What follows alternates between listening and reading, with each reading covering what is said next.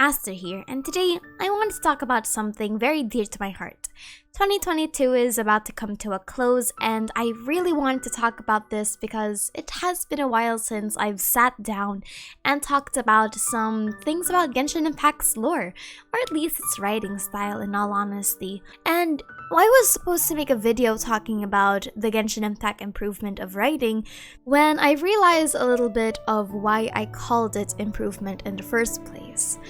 Inazuma for me was such a missed opportunity.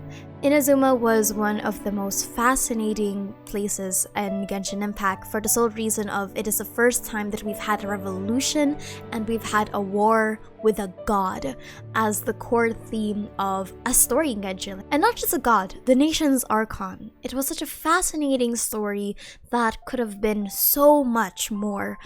And it just fell so flat in terms of execution. The theme of everything in the revolution, the black market of the delusions, and the fact that eternity was such a difficult ideal to pursue, especially with mortality being a thing, with visions finally being in the spotlight of are they really good, or is there something that A knows as an archon? And it just fell flat so much. Just that realization that Sumeru is praised now and has improved from a lot of Genshin Impact, when in reality there was a nation that essentially got destroyed in terms of writing. And while I love to linger about the great stuff in Genshin, I did want to talk about one of the biggest atrocities that Genshin has done in terms of writing, and that was the injustice of La Signora. Now, the thing about La Signora is that there's a lot of theories about her not being dead, and as someone that subscribes to theories a lot, I am inclined to also address that, which is, it is what it is. But I want to talk about the more active participation of La Signora. La Signora as a character and as a villain, has been very lacking. Now, don't get me wrong, I made a whole video of the Crimson Witch of Flames. I have loved the Fatui Harbingers with all my heart, but I cannot look at any of you in the eye and tell you that La Signora was done justice. Not only in Inazuma, by the way, in Mondstadt, Liyue, and, well, Inazuma.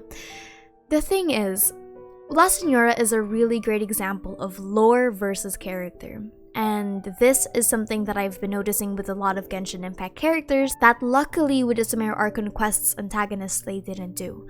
Lore cannot be a substitute of active writing, and that's why I believe that the Crimson Witch of Flames cannot be a substitute writing-wise for La Signora. The reason that I say that La Signora was an unfortunate grievance in terms of writing is because La Signora as an antagonist doesn't really do much. Like, you cannot look at me in the eye and tell me that she was anything substantive as an antagonist. She's not like the Tora who had the mighty presence, and she wasn't like Scaramouche that had several cutscenes dedicated to him in an entire character arc, or Tartaglia that had the liberty of being playable. The thing about La Signora was that she was always in the background, and yes, that's perfectly fine as a scheming character. Woo, spooky.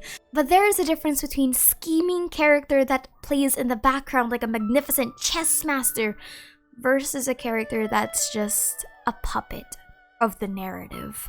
La Signora does like two things in the Mondstadt and Liyue Archon Quest. Mondstadt, she kicks Venti, which was one of the most whoa moments in Genshin Impact for some reason, which everyone was like, oh, she's a bitch! And everyone just thought she was hot. And another one was she kicked Sarah, and then she basically had an agreement with Zhongli. You see what I mean? La Signora doesn't do much, and she was essentially what Scaramouche used to be. La Signora without the Crimson Witch of Flames to hold her up lore-wise just falls really flat. And that's what I really want MiHoYo to change. The only manifestation of the Crimson Witch of Flames in her characterization, besides the fact that it's lore, is in the boss fight. You don't hear Rostam. Like, her kicking Venti is an allusion to her Crimson Witch of Flames. And the thing is, I really love La Signora's ideologies. It's just that it was never explored. She never got the spotlight that she needed. And I know that a lot of people are going to say, Natlan!